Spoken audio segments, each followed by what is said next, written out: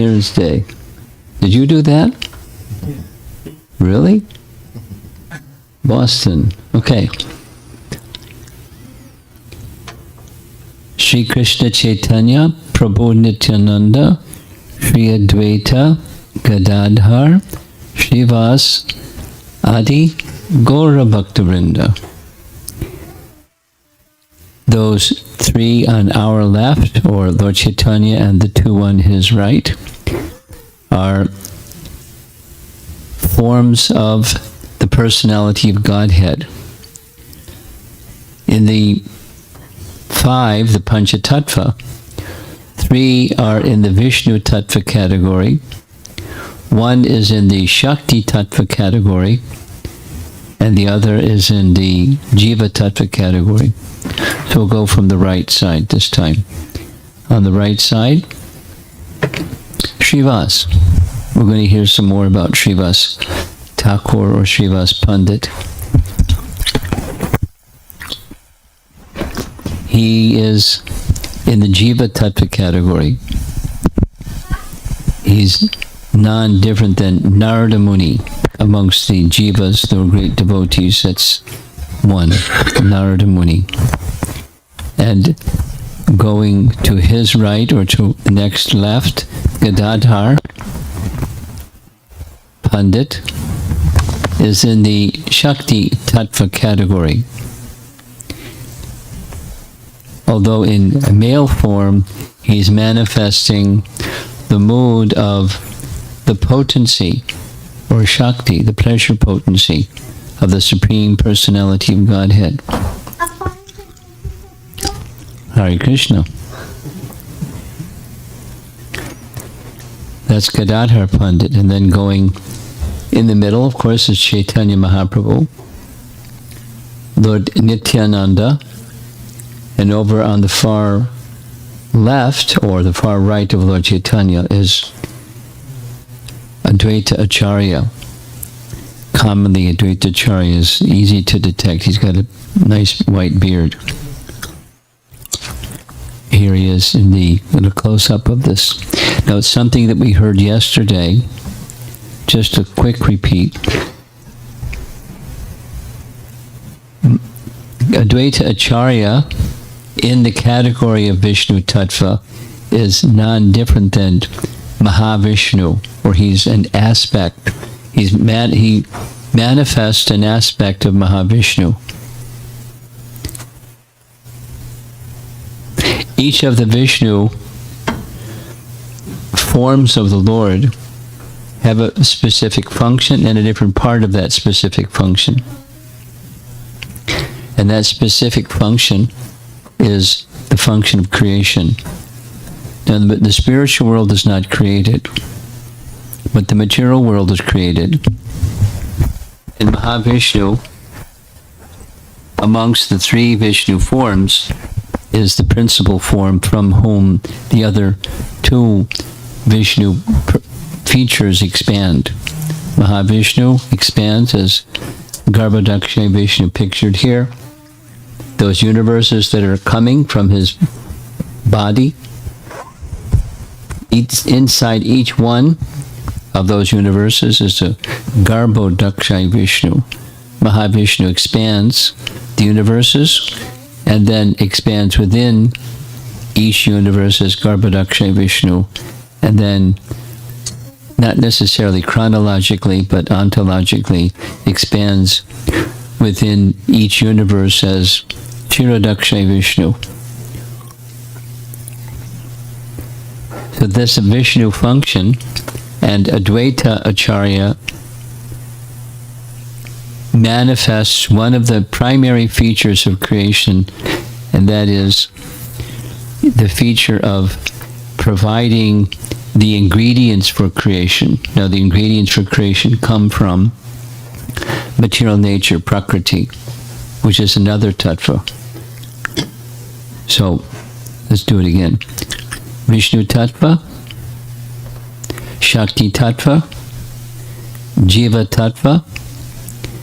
Those are three tattvas, or truths, or features of the Pancha tattva, the previous photograph. And the ingredient Shakti Tattva has different features, and one of those features of Shakti Tattva is Para and Apara Prakriti. Para and Apara Prakriti. So Mahavishnu has this feature, the causal feature, that he supplies, he oversees the manifesting of these ingredients for creation. There's details we discussed yesterday, I won't repeat it this evening.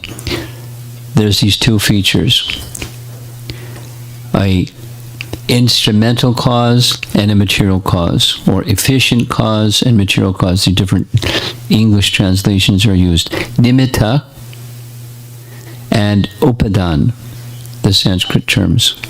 If you like Sanskrit, it makes it easier. Nimitta means the instrumental cause, that is the will of Mahavishnu to create. And from his will, these universes come from him. That's the instrumental cause.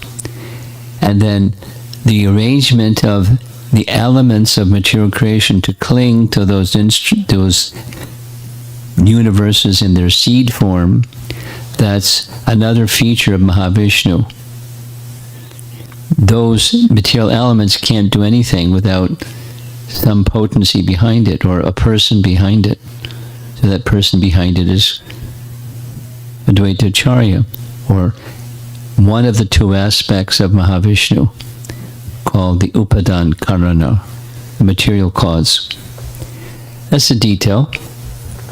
But Advaita Acharya, takes part in Mahaprabhu's pastimes, and aside from Mahaprabhu's pastimes, he has a universal function, or a Vishnu Tattva function. And that is the function of creation. We also heard yesterday something these two things are well known about Advaita Acharya. He's a manifestation of a feature of Mahavishnu, and he is the principal person involved in bringing about Mahaprabhu's appearance. Very important. We're observing Gaur Purnima very soon, and keeping in mind Mahaprabhu appears, or Lord Chaitanya appears, because of the calling of Lord Chaitanya to appear. Krishna, in the form of Krishna's devotee, appears because Advaita Acharya appeals to him to come. So Advaita Acharya, being a great Vaishnava in the earthly aspect of his pastimes, he's feeling a lot of anxiety about the deterioration of this age of Kali. It's getting worse, and it's going to get even more worse. And so he wants to do something. He has a feeling, compassion, and he has some action. The action, because he's a very scholarly person, he fixes his mind on a verse from Gautamiya Tantra, and that verse from Gautamiya Tantra is shown on the screen. We saw this yesterday. The translation of that verse. Sri Krishna, and specifically he's calling Sri Krishna, who is very affectionate towards his devotees, sells himself to a devotee, Advaita Acharya, who offers merely a tulsi leaf and a palmful of water, but he did it again and again and again, in a loud voice, again and again, very feelingly calling for Krishna to appear. Later, Chaitanya Mahaprabhu in Chaitanya Bhagavat says, I was in my mystic sleep upon the ocean of milk when I was woken up by the loud calling of Nada. We spent some time yesterday discussing what that Nada is. A phrase that Chaitanya Mahaprabhu would often use to address Advaita Acharya. interchangeable. Nada and Advaita Acharya. My present incarnation is due mainly to him. And just as we see a whole number of Shalagram Shilas, Advaita Acharya had one also. But a little different than all the ones that are, you have, I'm sure you have names for each one of them. I recognize some of them. This is his Shalagram Shila that he used again and again, not just one time, but again and again, according to Chaitanya Bhagavat. And Chaitanya Mahaprabhu appeared because of him. So that is a little review of very fundamental things that we heard already about Advaita Acharya. Now, the focus this evening is going to be pastimes. It's going to be easier. Nice pastimes between exchanges of loving dealings between Advaita Acharya and Chaitanya Mahaprabhu. We heard from the time that he was born, Chaitanya Gora Purnima, Advaita Acharya knew this is Krishna in the form of Krishna's devotee to fulfill the purpose of my calling. So his wife, Sachi, went with gifts, and she saw this is the personality of Godhead, because she understood from her husband, this is him, this is Krishna, appearing as the son of Mother Sachi and Jagannath Mishra.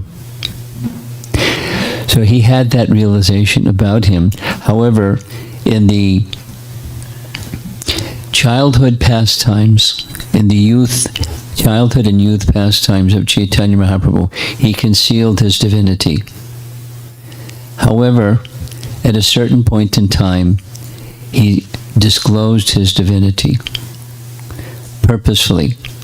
And the place where he disclosed that divinity was the house of Srivas Thakur, or Srivas Pandit, from the Panchatattva, Srivas Adi Gaur Bhaktivinoda. So not far from the home of Chaitanya Mahaprabhu and Jagannath Mishra and Mother Sachi was a Brahmana, a leader amongst the Brahmanas named Srivas. When it was the time to do so, Chaitanya Mahaprabhu engaged in kirtan with all the devotees. We heard this yesterday evening. One of the devotees, a young member of our congregation who went to Mayapur for the first time during the Christmas holiday, there was a big gathering there of young people led by Vaisheshika Prabhu. They visited the house of Srivas Pandit, and in the beginning stages, Mahaprabhu kept it locked doors. Only Vaishnavas and qualified Vaishnavas at that could enter, and otherwise the gate was locked. And one time during this nocturnal kirtan, the all-night long kirtan, which was loud, Chaitanya Mahaprabhu entered a certain mood. And the mood was he wanted to show everyone his divinity because he was concealing it before that. So what did he do?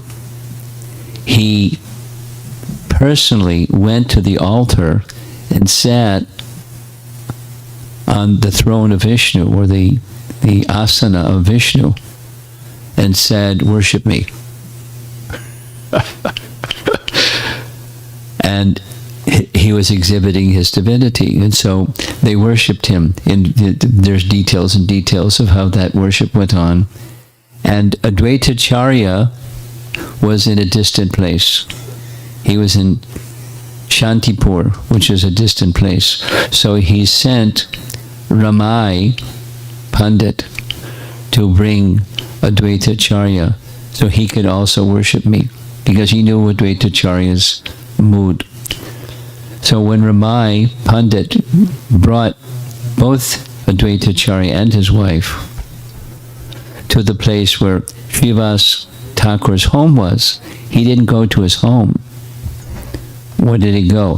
He went down the street to another place, the house of Nandan Acharya, another Brahmana, and he hid himself because he wanted Chaitanya Mahaprabhu to disclose further his divinity, that he would know where he was.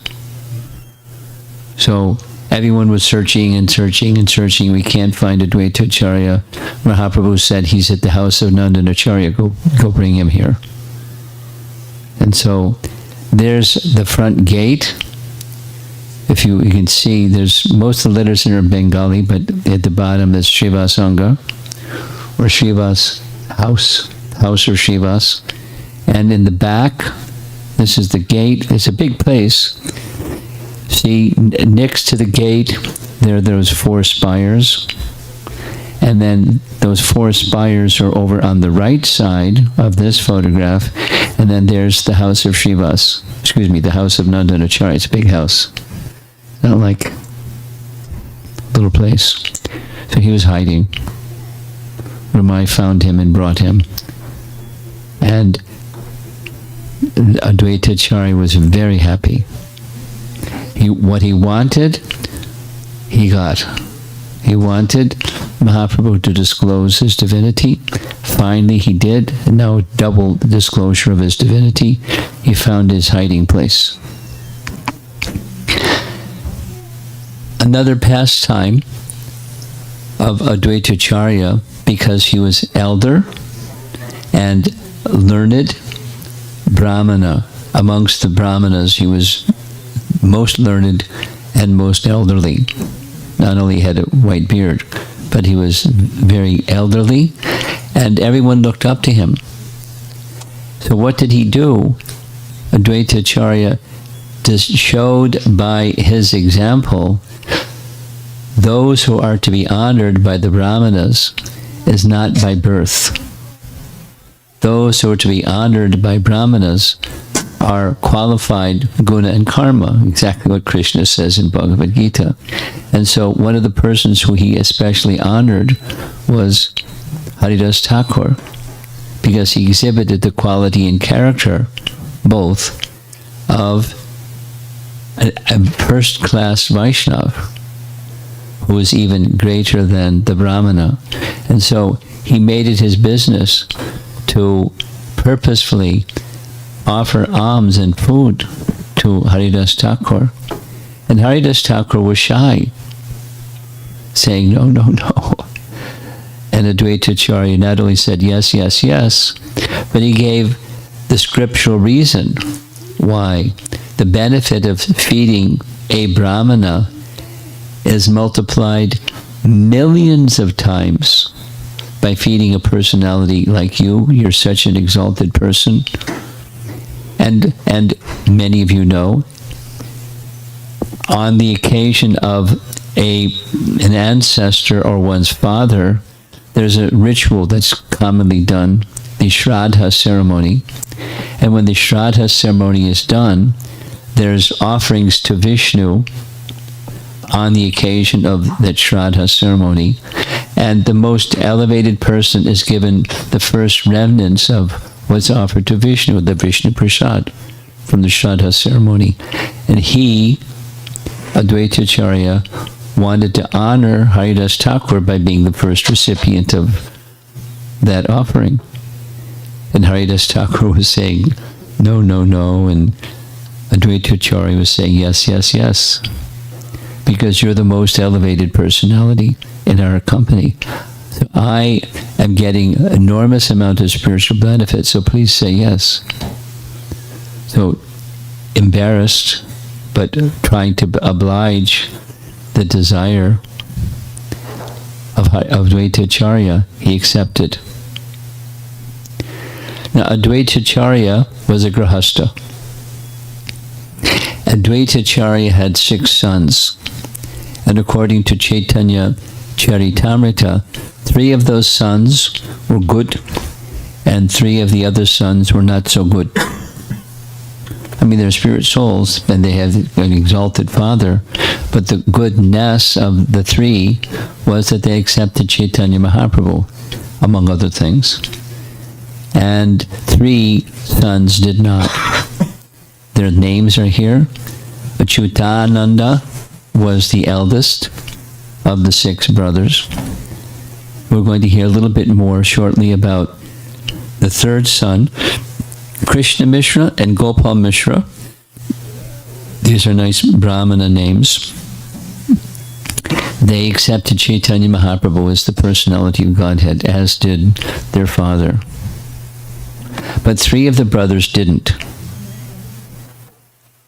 So they were considered useless, or asara, or in the words of Krishna Das Kaviraj and Chaitanya Charitamrita, they were like the chaff, and the 3 that accepted Mahaprabhu, they're like the wheat. So we may not know these terms so well because this separated from agriculture. But the chaff is after the kernel of wheat has been removed. It's just straw. And the purpose of the wheat is the kernel of wheat, not just the chaff. So that's the expression used by Krishna Das Kaviraj. And one of those 3 brothers, Gopal, was with Advaita Acharya when the 3rd year that Chaitanya Mahaprabhu was being visited by the devotees from Navadvip and Shantipur. He came with his father, and one of the pastimes that would take place every year is there was a cleansing of the Gundicha temple. Now most of you know, but in case you don't know, Rath Yatra ceremony, the annual Rath Yatra in Puri, is where the deities that are not seen by others than those most qualified persons to enter the Jagannath temple, he comes out of the temple. And everyone can see and have his darshan and have kirtan before him, etc. So the 3 deities are placed on the Rath Yatra cart, one for each of them, and they're pulled with ropes down the Grand Road to the Gundicha temple, where they stay for some days. Worship goes on in that simple place. It commemorates Krishna leaving Dwarka to go to Kurukshetra and rendezvous with the residents of Mathura and Vrindavan. It's commemorating that event. It's in the mood of that event.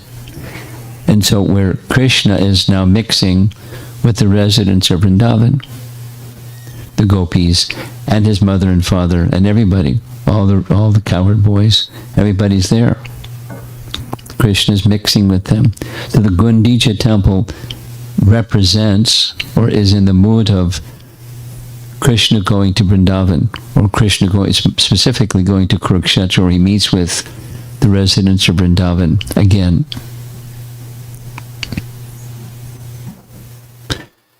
So before the Rath Yatra takes place, Chaitanya Mahaprabhu, with many, many, many, many devotees, they would engage thoroughly cleansing the temple to make the place clean, suited and fit for Krishna in the form of Jagannath, Balaram, and Subhadra to take residence there.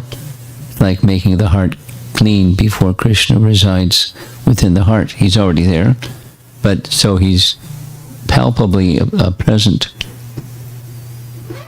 So in the course of that Gundicha Marjana, or Gundicha temple cleansing, there was kirtan while the cleansing was going on. And during the kirtan, one of the sons of Advaita Acharya was dancing ecstatically with great love and great happiness.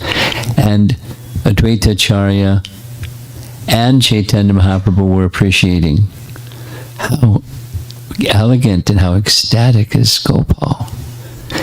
And then all of a sudden, he stopped dancing and fell to the ground unconscious. So they didn't know if he was dead or alive. Advaita Acharya came started chanting mantras, Nrsinga mantra and other mantras, and he just laid lifeless. His father, Advaita Acharya, picked him up. And everyone started wailing, and because he was very dear. This Gopal was a young boy and very dear to everyone. Mahaprabhu, this is described, Mahaprabhu saw the distress of Advaita Acharya. He came over, placed his hand on the heart of Gopal, and just said, "Get up, Gopal, and chant, Hari, Hari." And immediately he got up and started chanting, Hari, Hari. So it was part of the life of Advaita Acharya that he loved worshipping Chaitanya Mahaprabhu, knowing that Chaitanya Mahaprabhu was Krishna himself. And when Chaitanya Mahaprabhu accepted sannyas, we heard some of this yesterday, by tricks, Lord Nityananda brought him, instead of to Vrindavan, to the home of Advaita Acharya in Shantipur. Right after sannyas, 3 days later, traveling, and he was in such ecstasy he didn't know where he was. And Advaita Nityananda was saying, "Go this way, go that way." So Lord Chaitanya went wherever Lord Nityananda said, and it was purposeful to bring him to the home of Advaita Acharya.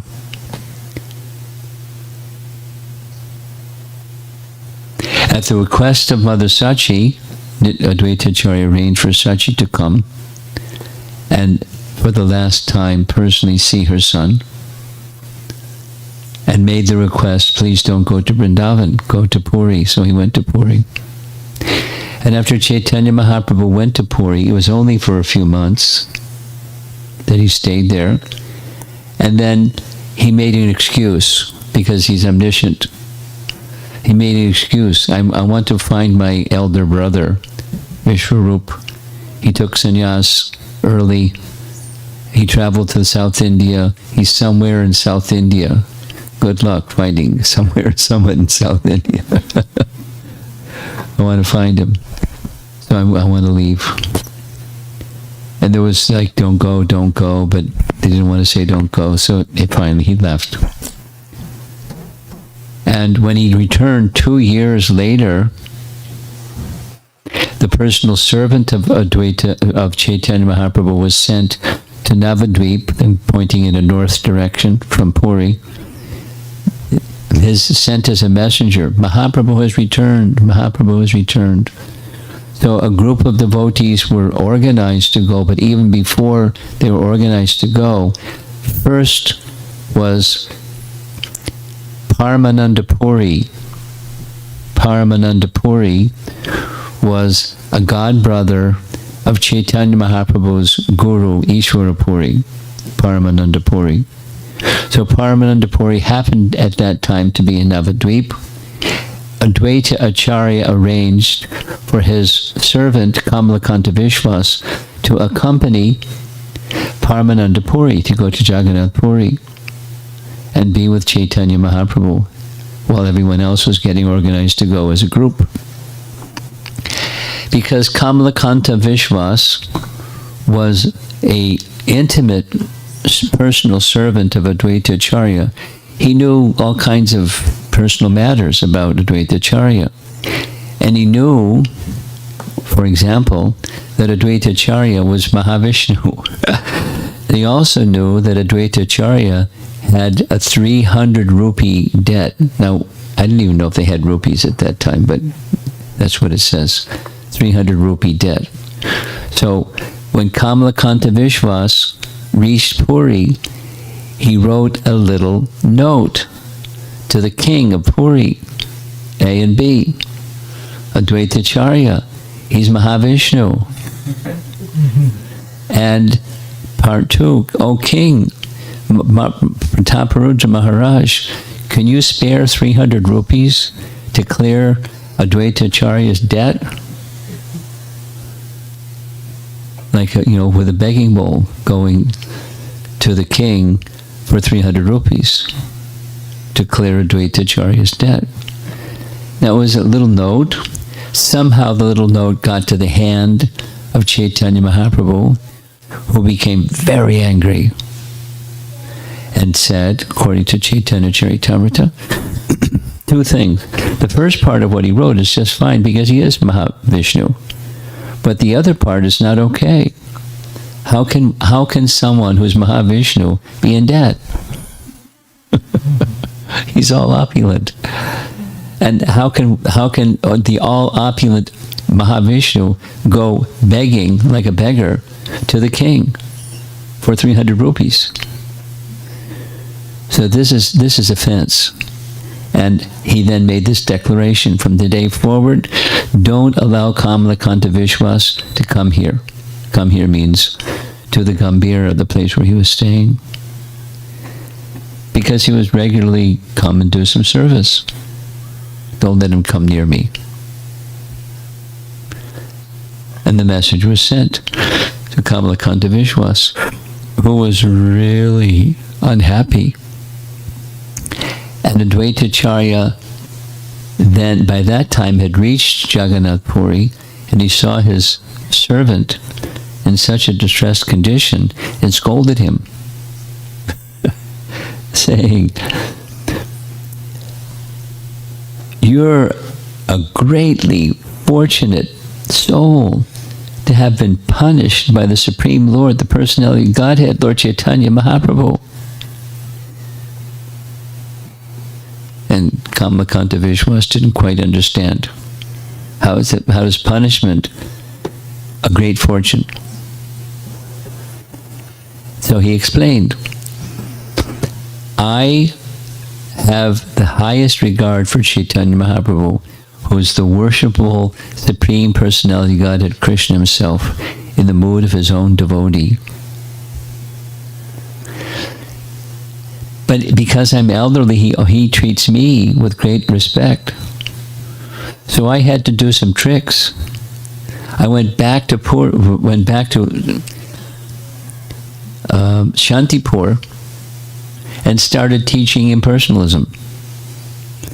Yoga Vashishta is a text that speaks of the significance, the exclusive significance of Brahman.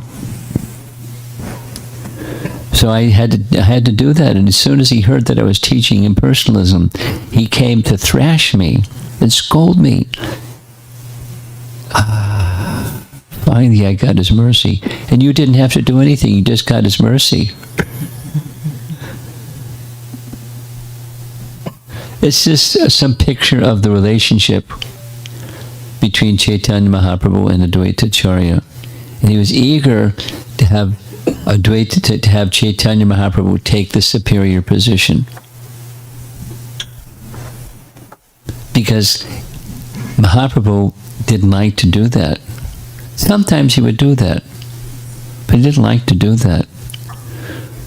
So there's a place in Chaitanya Bhagavat that's described. There was this kirtan at the house of Srivas Pandit, or Srivas Thakur, and it would go on and on and on. And one time, Advaita Acharya was there, and he was dancing during kirtan, and he was dancing in the mood of a gopi. And he was dancing and dancing and dancing and dancing and dancing so ecstatically for hours. And the devotees became worried. He's this elderly Brahmana dancing like a gopi. They eventually were able to pacify him. And the kirtan ended. And when the kirtan ended, some of the members left to take their bath in the Ganges. Some remained. Advaita Acharya was one of the ones that remained, and he began rolling on the ground in ecstasy, calling out loudly in the courtyard of Srivas Pandit. Chaitanya Mahaprabhu understood his mood. He wanted something. So Mahaprabhu took him to the temple room itself, the room of Vishnu, and locked the door from the inside and said, Advaita Acharya, tell me what it is that you want. He was rolling on the ground because he wasn't getting, he was like behaving like a little child. Wanting. He said, I want to see your universal form. And Mahaprabhu consented and showed him his universal form. This is from Chaitanya Bhagavat. And because this was his desire. And he had other similar desires. He liked, although he's Vishnu Tattva himself, he liked serving the personality of Godhead. So one time, there was an arrangement made where Advaita Acharya had invited the Chaitanya Mahaprabhu to come to his place for prasadam. And generally when Chaitanya Mahaprabhu would come for prasadam, he'd come with many associates. So it wasn't just a solitary, it was a function. On one particular day, there was torrential rain, unseasonable rain. Rain and rain and rain and rain. So the other sadhus that would normally be accompanying Chaitanya Mahaprabhu didn't come. But Chaitanya Mahaprabhu came, and he sat and took prasadam. And there's this lengthy discussion. You can look it up later if you want. Again, it's Chaitanya Bhagavat. Here's the text numbers, good number of verses, where he said, Lord Chaitanya said, you're so powerful, you control Krishna. That's him. He descended because Advaita Acharya called. Krishna himself fulfills your desires. So what is unusual about Indra carrying out your orders? He said, I understand your purpose. You wanted the rain to come. You wanted the rain to come because you wanted to serve with focus, with unlimited foodstuffs. You wanted to serve me. And so you made it rain. You ordered Indra to rain, but you can order Krishna to come and do what you want Krishna to do. So how powerful are you? And Advaita Acharya you can see the expression on his face. He's like, what? There was this transcendental competition between them. Now, I see some Chaitanya Charitamritas on the table over here. Could you get Madhya Lila, chapter 3, starting with text 64. Madhya Lila, chapter 3, text 64. Is everything all right? Got your hand signals going. He wants you to turn the volume up? Down?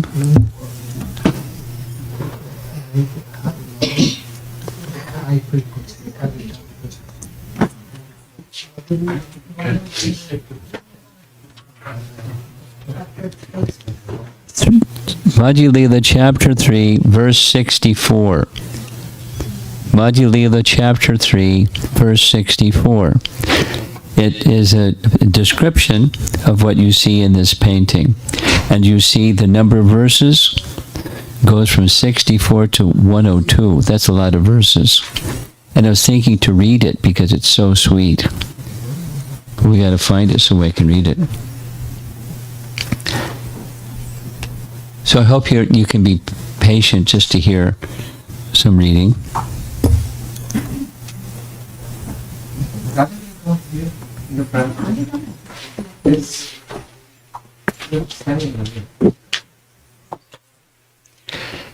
Advaita Acharya wanted to, for starters, he wanted to feed Haridas Thakur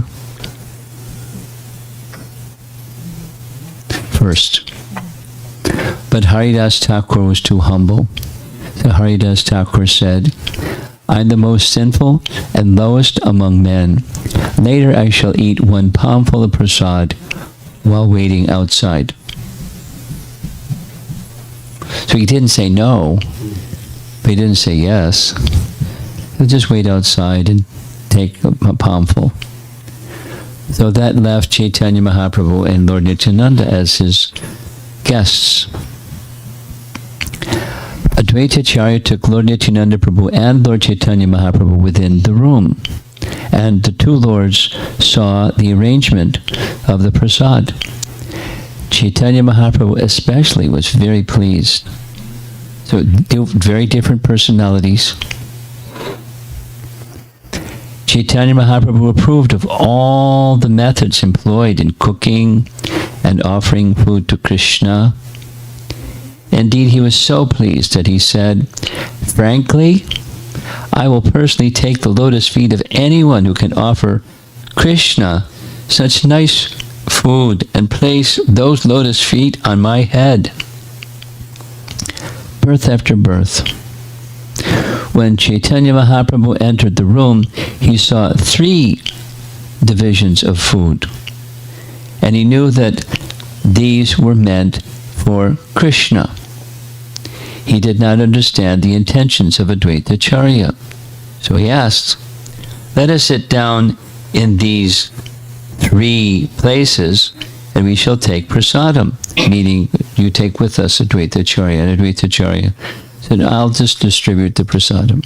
There are 3 places, but I'm going to be the servant of you too."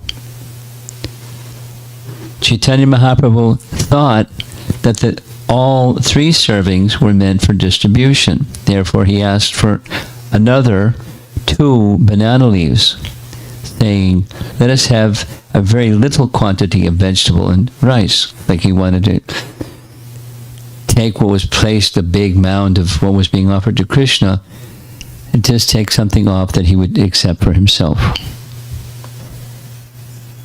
Advaita Acharya said, "Just sit down here on these seats." Catching their hands, he sat them both down. Advaita Chaitanya Mahaprabhu said, "It's not proper for a sannyasi to eat such a variety of foods. If he does, how can he control his senses?" When Chaitanya Mahaprabhu did not accept the food that had already been served, Advaita Acharya said, "Please give up your concealment.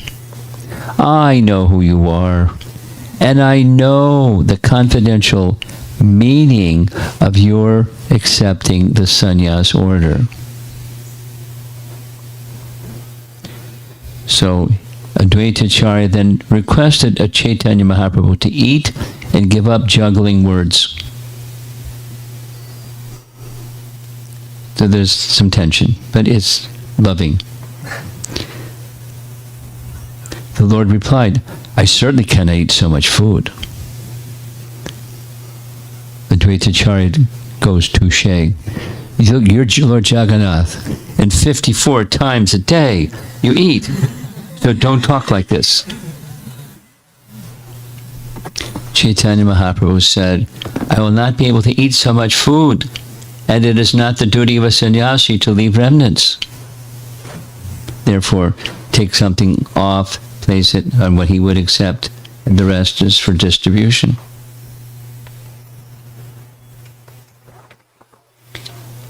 In this connection, you eat 54 offerings. The amount of food that 3 people can eat does not constitute even a morsel for you. In proportion to that, these edibles are not even 5 morsels of food for you. By my great fortune, you have just come to my home.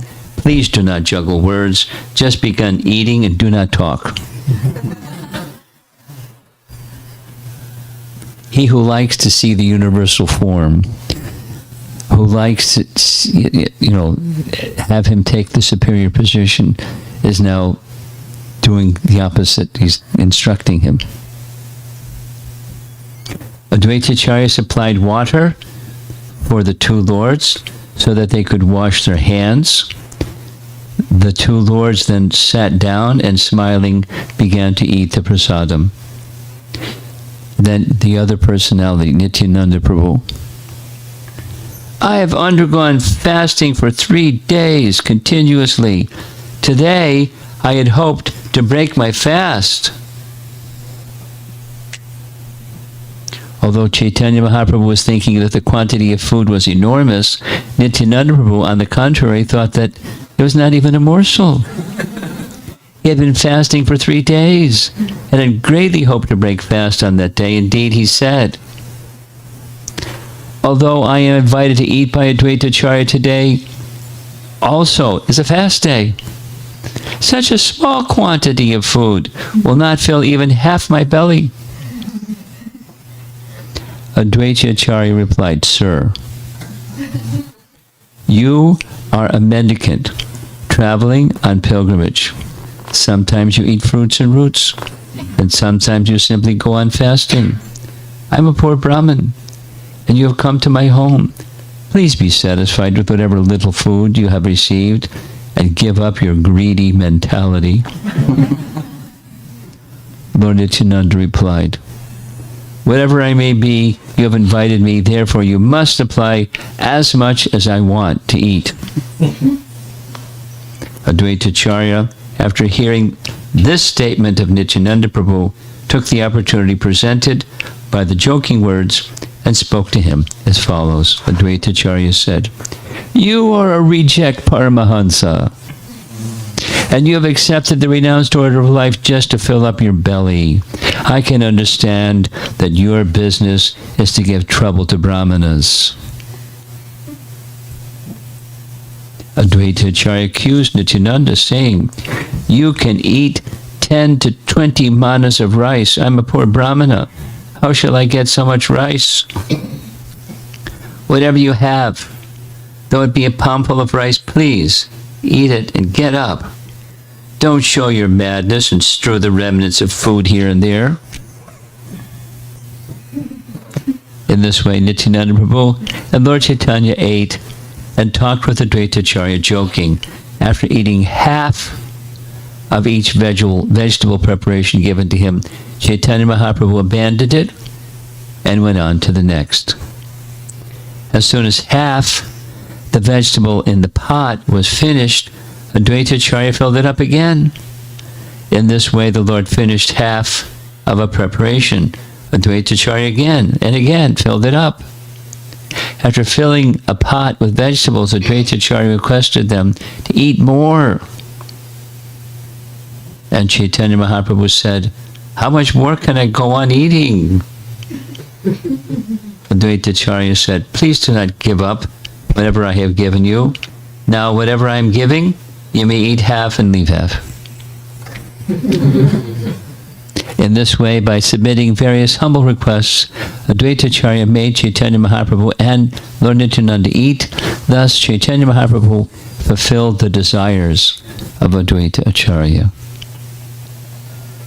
Again, Lord Nityananda said, my belly is not yet filled up.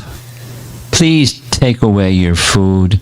I have not taken the least of it. After saying this, Nityananda Prabhu took a handful of rice and threw it on the floor in front of him as if he were angry. When 2 or 4 grains of the thrown rice touched his body, Advaita Acharya began to dance in various ways with the rice still stuck to his body. That's what the painting is. When the rice thrown by Nityananda Prabhu touched his body, Advaita Acharya thought himself purified by the touch of remnants thrown by Paramahansa Nityananda. Therefore, he began dancing. Advaita Acharya jokingly said, my dear Nityananda, I invited you, and indeed I have received the results. You have no fixed caste or dynasty. By nature, you are a madman, which was a compliment. To make me a madman like yourself, you have thrown the remnants of your food at me. You did not even fear the fact that I am a Brahmana. Nityananda Prabhu replied, these are the remnants of food left by Krishna. If you take them to be ordinary remnants, you have committed an offense. Srila Nityananda Prabhu continued, if you invite at least 100 sannyasis to your home and feed them sumptuously, your offense will be nullified. Advaita Acharya replied, I shall never again invite another sannyasi, for it is a sannyasi who has spoiled all my Brahminical smriti regulations. He's come to the spontaneous platform. After this, Advaita Acharya made the lords wash their hands and mouths. He then took them to a nice bed, and he made them lie down to take rest. Sri Advaita Acharya fed the two lords cloves and cardamom mixed with tulsi flowers. Thus there was a good flavor within their mouths. Last verse. Sri Advaita Acharya then smeared the bodies of the lords with sandalwood pulp and then placed very fragrant flower garlands on their chests. It goes on. The loving exchange here. Loving exchange between Chaitanya Mahaprabhu, Lord Nityananda, and Advaita Acharya. So, Haridas Thakur being outside. He's just hanging out. Waiting for remnants, right? Pomful. Here's Kirtan, a nice Kirtan painting. And we're almost done. From time to time, one of the other difficult to understand enigmatic personalities in amongst Lord Chaitanya's associates was Jagatananda Pandit. He was very difficult to understand. So sometimes he would go and pout, and Lord Chaitanya would have to rescue him from pouting and so forth. He gave him some service. And one of the services he had was kind of an annual service. Go to Navadvip, carry with you prasad from me for the devotees in Navadvip. Carry with you my activities and my teachings and my everything, and share it with everybody in your own way. And so he did, as a service to Chaitanya Mahaprabhu. And one of the places he went was to visit Advaita Acharya in Shantipur. This is other than the 4 months of the rainy season when persons would come to Puri. So when it was time for him to leave, Advaita Acharya gave a message to Chaitanya Mahaprabhu through Jagatananda Pandit. And it's a riddle. Please inform Sri Chaitanya Mahaprabhu, who is acting like a madman, that everyone here has become mad like him. Inform him that in the marketplace rice is no longer in demand. Bengal, right? Rice is no longer in demand. Further, tell him that those now mad in ecstatic love are no longer interested in the material world. And tell Sri Chaitanya Mahaprabhu that one who has become a madman in ecstatic love has spoken these words. So it's not exactly a riddle, but it's part of their way of communicating. You say something opposite than what you mean, and or at least by convention, a madman is a madman, and by transcendental ecstasy, a madman is no longer interested in material affairs. There's no demand for rice in the marketplace anymore. People have gone mad. So this is a little bit of a picture of the type of transcendental living exchanges between Chaitanya Mahaprabhu and Advaita Acharya in his role and his mood and his dealings with Chaitanya Mahaprabhu. A very important personality, certainly, in Gaura Lila. And it's nice to hear and remember Advaita Acharya before Gaur Purnima. Of course, in between is going to be more about Lord Nityananda. coming up next. And then Lord Chaitanya.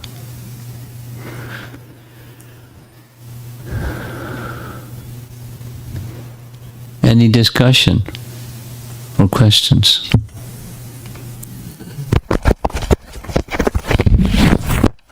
Yes. In the spiritual world, is there a cause like here in the material? Is there cold? Cause like casual ocean, like one of the Vishnu expansions, yes, like you explained. There's three. Yeah. Yes. So you mentioned that one created a cause, like casual expansion, that, like, you know,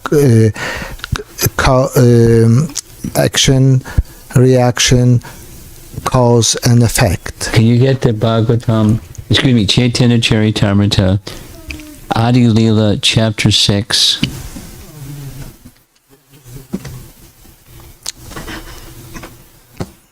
I'll just read those verses.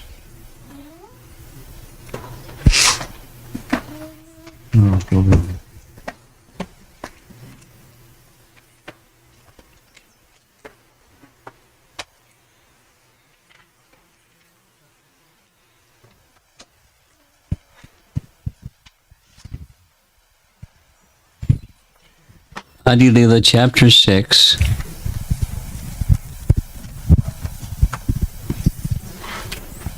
Verses 14, 15. I'll just read. It's just short.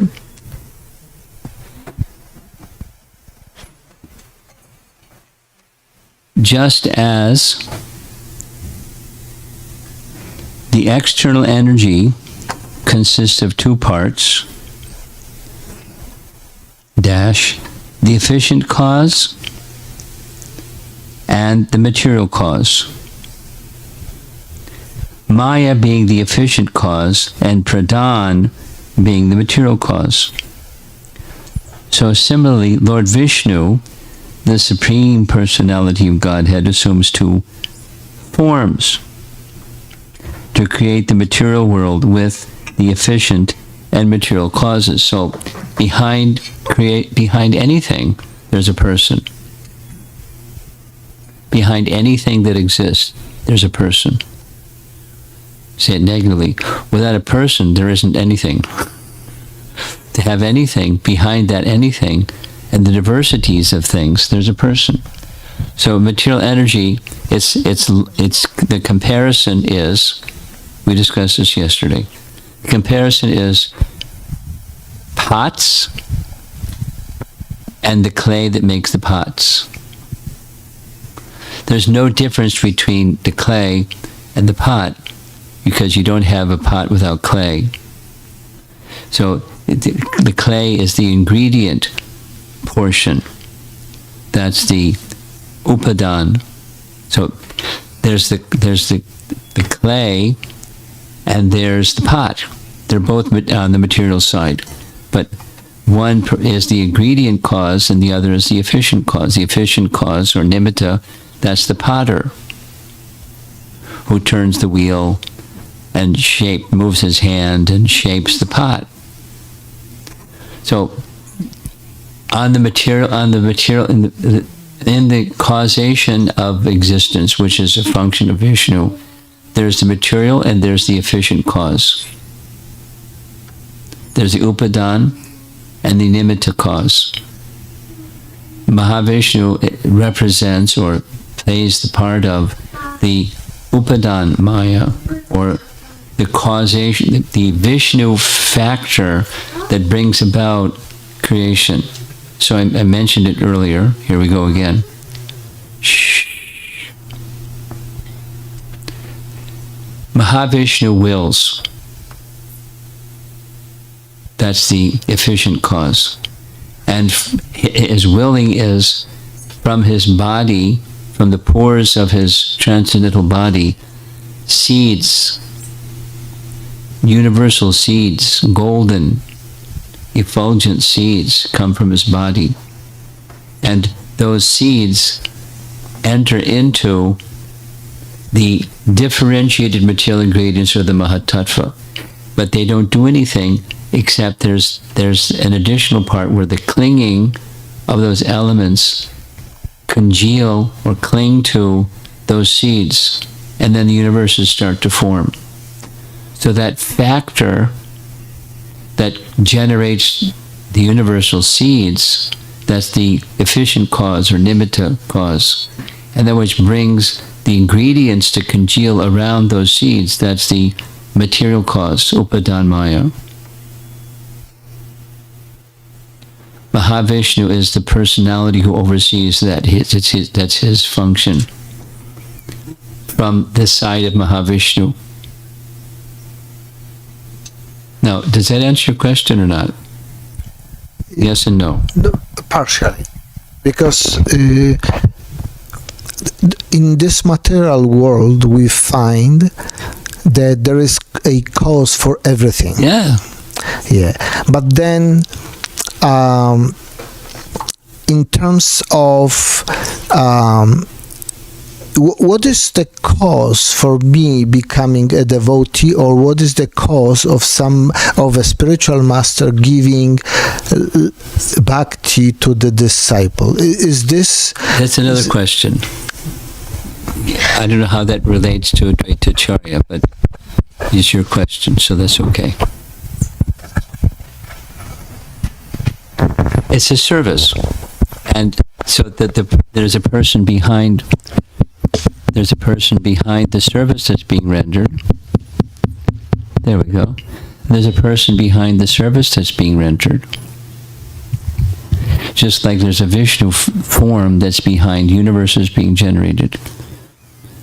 But the guru function, or you're becoming a devotee, is a spiritual event, not a material event.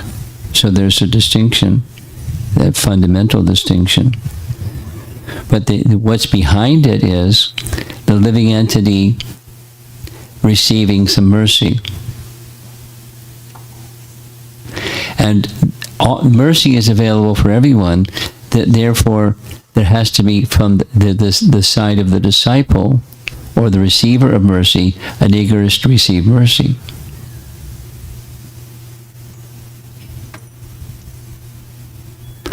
A common example is the sun shines everywhere, or the rain falls everywhere. The sun shines everywhere, and the rain falls back into the sea, or back into a river, or on rocks, where it doesn't fructify in anything, because there isn't a receptive place for the rain to do what the rain can do. So it's two things. How does one become a devotee? There's a receptivity to mercy, and then there's mercy. And there's degrees of receptivity, degrees of eagerness for that mercy, and the degrees of eagerness to be in the position of my healthy life, the natural life of service. So there's degrees of both, the receptivity and the mercy that comes. And to flip it, and it's the function of guru. The function of guru is a manifestation of Krishna through disciplic succession. So Adi Guru, that's Krishna. And Krishna does the Adi Guru function through Balaram. You can break it down and break it down. But it's Krishna's mercy. That's how that happens. One who has received can become full because of that receptivity and the mercy that's been given and received. And then that person acts as representative of Krishna. They just speak Krishna's message and they do Krishna's service, and you make that bhakti connection through that person who's had their receiver on and is ready to distribute it with that which they have received to others. So that's the process. And so back to your question, behind everything, there's a cause.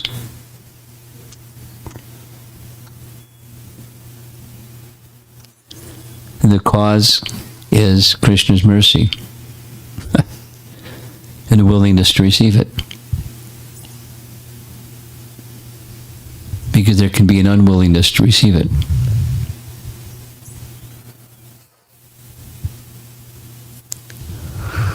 Yes.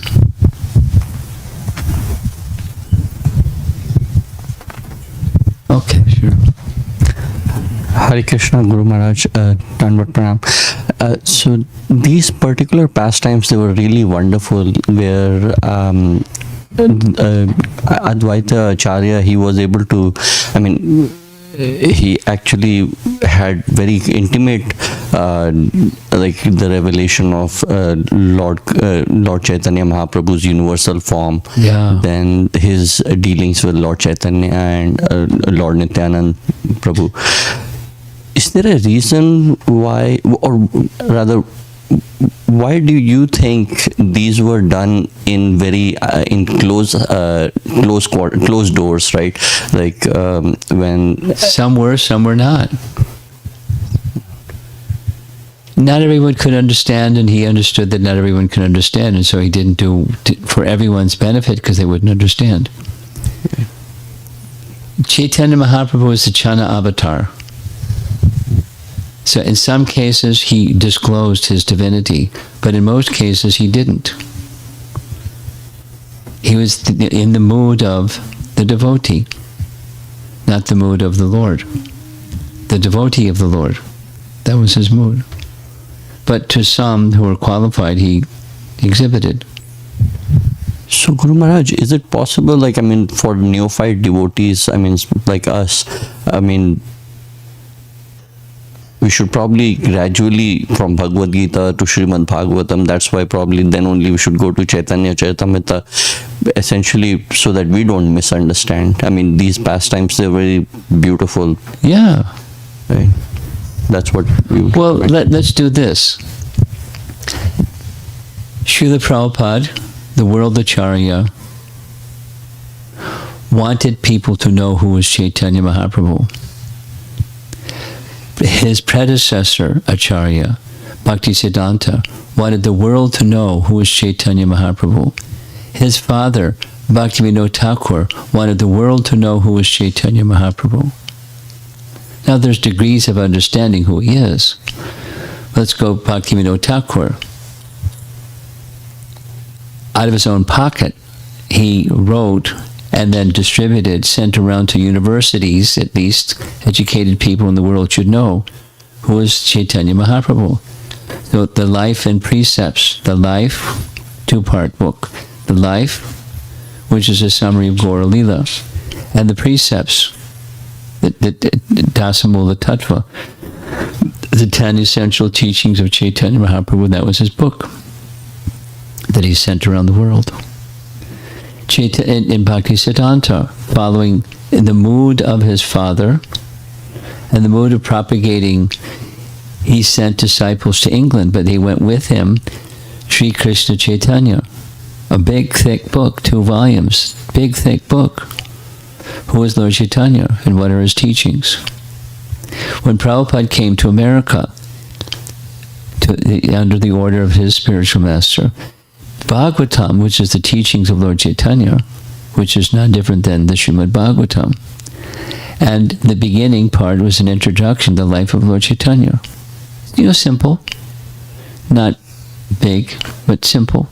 And then as important as it was for him to continue his translation of Chaitanya Charitamrita, his translation of Srimad Bhagavatam, he printed teachings of Lord Chaitanya, which is a summary study of Chaitanya Charitamrita, because it was important. Now, who was his audience? New people.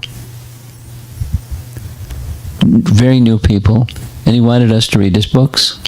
He wanted people that aren't yet devotees to read his books. So it's not, there's a sequence, But on the other hand, Prabhupada problematized everything, so it was really easy to receive, at least digest to some degree. And then later came the full Chaitanya Charitamrita itself. So, if the question is, do we need to go in sequence? Yes, the sequence is nice. And the answer that Prabhupada gave to this is, when you lick on an ice cream cone, any side you lick on is sweet.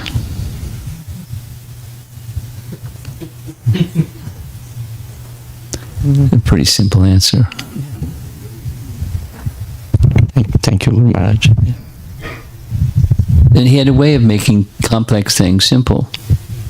They were still complex, and so one can go further with the complexity of any number of topics. But he kept it simple, but elements are there to give you the thread which you can follow to find the more complex explanation of some topic through the writings of our acharyas and so forth in the Bhagavatam. Anybody back there in the balcony seats?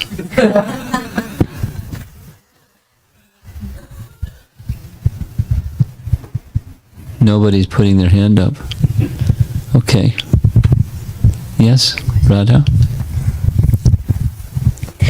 So Chaitanya Mahaprabhu is an expansion of Krishna, and Advaita Acharya is an expansion of Vishnu. So both of them are technically the same person? Both of them are? The same person? Well, the philosophy, according to the philosophy, oneness and difference. They're of the same tattva, but they're the fullness that was exhibited by Chaitanya Mahaprabhu was not exhibited in fullness by Advaita. As Mahavishnu is the same tattva as Krishna, but the fullness of Krishna is not exhibited by Mahavishnu. There are aspects of Krishna that are not manifested by Mahavishnu. So there's a oneness in tattva, and there's a distinction also. So your question was, are they the same? Then they're same and different. So can they read each other's minds? Can they be what? Can they read each other's minds? Can they read each other's minds? Oh, why not? We heard. He's rolling on the ground like a madman. And Lord Chaitanya understood what he wanted. So he locked the door from the inside. Then he asked him, what do you want? And he said what he wanted. So he satisfied his desire. Not that he didn't know, but he asked him. So there's loving exchange. Omniscient persons can still inquire.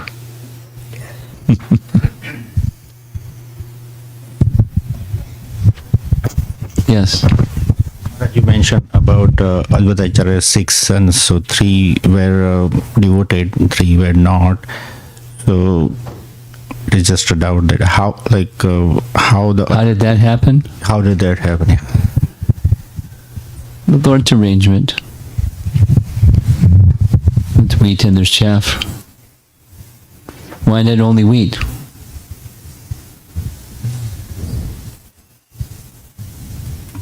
Lord's arrangement.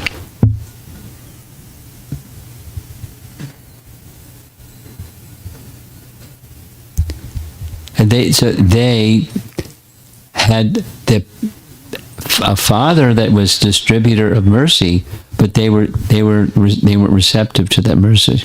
Back to this other, what's the cause behind one becoming a devotee? They didn't become devotees. They weren't receptive. You have something further. Yeah. Give him the microphone. Well, sorry to ask, but what makes a person not to understand or not to become devotee? Like what those 3 You know the answer. They have a desire for enjoyment separate from. They want to be the Lord, not the servant of the Lord. That's that's the disease of material existence, is wanting to be a separate enjoyer.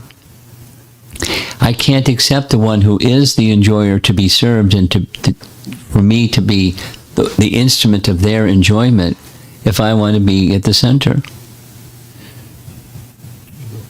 Ego. That's the first covering of the living entity that enters into the material atmosphere as false ego or dear friend. And then there's varieties according to the modes of nature, etc. There's false ego in the mode of goodness. There's false ego anywhere in the material world. And that's I'm the separate enjoyer.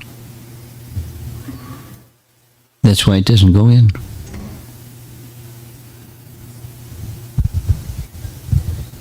You have something further, I can tell. Maharaj, so my question is about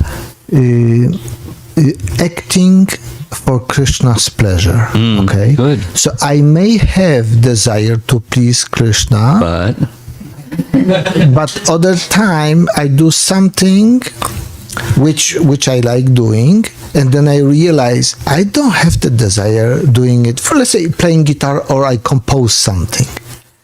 And I compose something that I like, and then I realize, I didn't really desire to compose for Lord Krishna.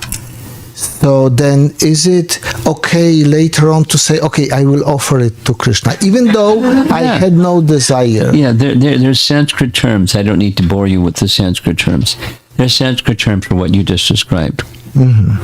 There's a certain type of devotion that's not yet pure. There's nice Sanskrit terms, different ones too. Mm-hmm. Yeah, sure. Okay, good. Sure. Thank you. The idea is purification. Through purification, there's more alignment in the moment, this mindfulness thing, of doing what you like to do because it's pleasing to Krishna. There's a really nice verse that I've been liking a lot lately. It's from Sanatana Shiksha. It's a section of Chaitanya Charitamrita Madhya Lila where Lord Chaitanya is instructing Sanatana Goswami, and he's doing this pyramid thing, that the bottom is this, and then this, and this. And so he expresses, Chaitanya Mahaprabhu expresses in this verse, the goal of life is not, he gives two things, not developing material acquisition and enjoying those material acquisitions, bhoga, and nor is it tyaga, this renouncing and entering into the spiritual atmosphere, one with the Supreme. That's not the goal of life. He indicates two things as the goal of life. I like it. So here we go.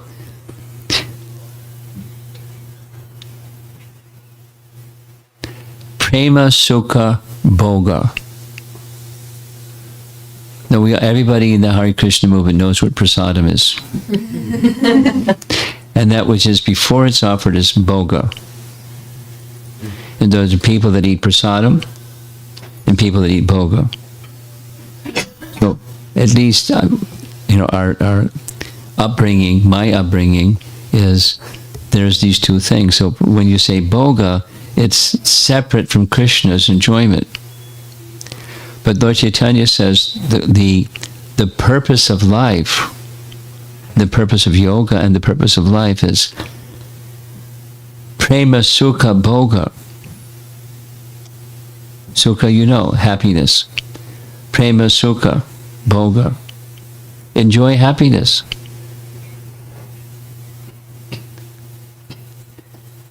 And the second thing, having the opportunity, having the access to serve Krishna.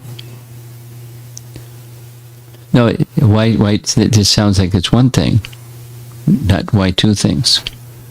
Because there's something that's on the desire side or the feeling side, and there's something on the doing side, because the root, the Sanskrit root for bhakti is bhaj, which means the senses engaged in activities with objects. Bhaj. B-H-A-J, not the other bhaj. Bhaj. So devotional service is practical activity. And then there's some affection or some feeling that goes with that practical activity. And it's enjoyment. Bhoga. Prema sukha bhoga. And devotional service and some practical activity. That's the goal of life. Interesting. I find it interesting. And I put the words. Oh, look at that. You found it. Magic. The goal of love of Godhead is not to become materially rich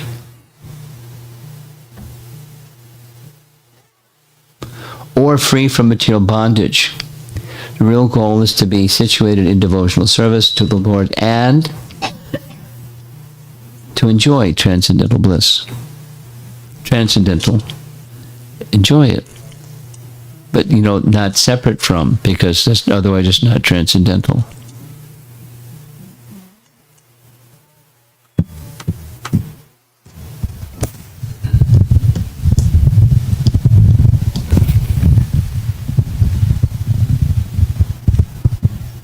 One question. Online.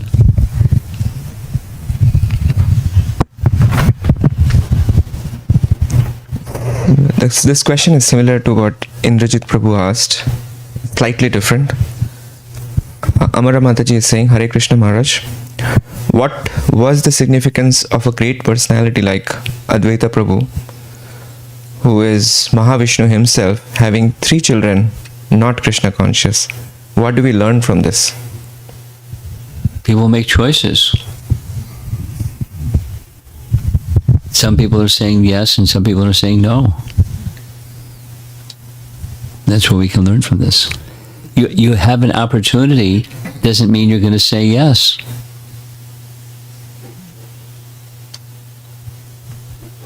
All of us. Different, backgrounds and configurations of our psychophysical makeup.